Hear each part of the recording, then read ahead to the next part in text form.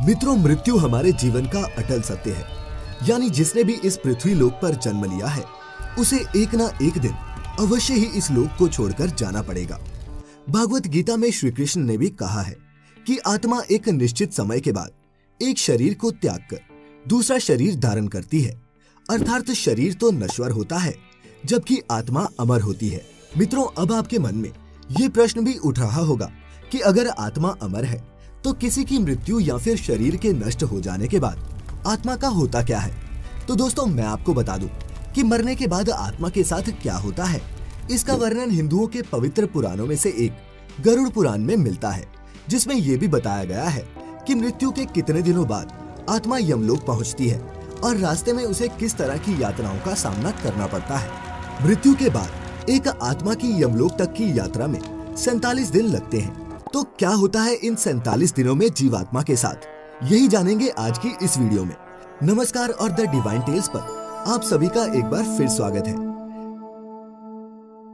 गरुड़ पुराण में वर्णित कथा के अनुसार एक दिन भगवान विष्णु के वाहन गरुड़ उनसे पूछते हैं कि हे नारायण, मैं ये जानना चाहता हूँ कि मृत्यु के बाद आत्मा का क्या होता है और वह जीवात्मा कितने दिनों के बाद यमलोक पहुँचती है।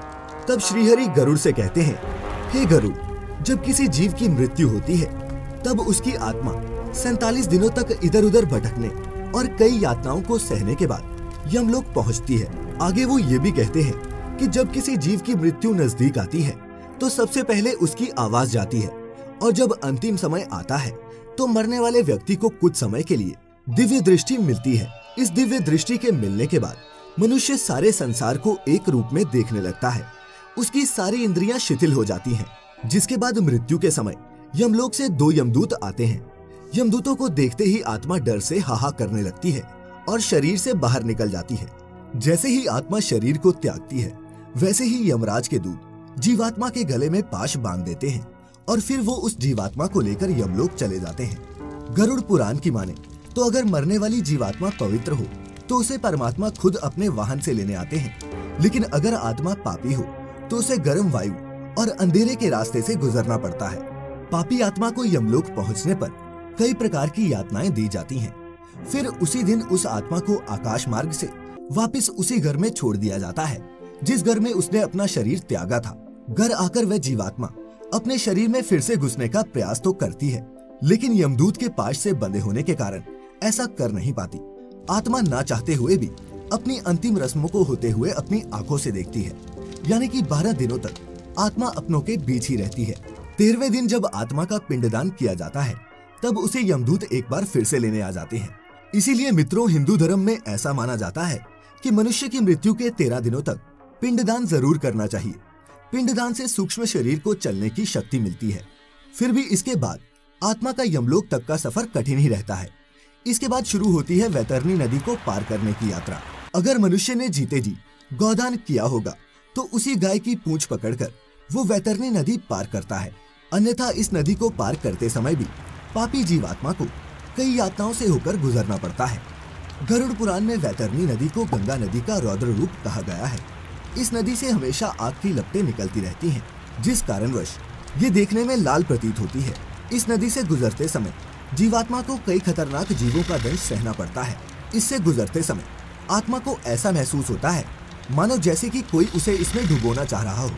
वैतरणी नदी पार करते समय उसे पीर से होकर गुजरना पड़ता है। इस तरह पापी जीवात्मा को इस नदी को पार करने में 34 दिन का समय और लगता है, जिसके बाद जीवात्मा यमदूतों के साथ यमलोक पहुंच जाती है, जहां उसे उसके कर्मों के अनुसार सजा भुगतने के लिए नर्क में भेज दिया जाता है।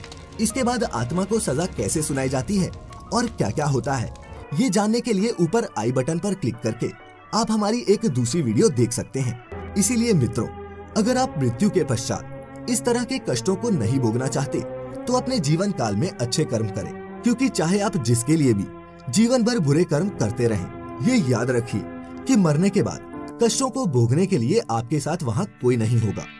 गरुड़ पुराण का आज का ये सफर फिलहाल यही खत्म होता है, लेकिन इस पुराण में जीवन और मृत्यु से जुड़ी और भी कई गूढ़ बातें बताई गई हैं, जिनके बारे में हम आपको पहले भी बताते रहे हैं और आगे भी बताते रहेंगे।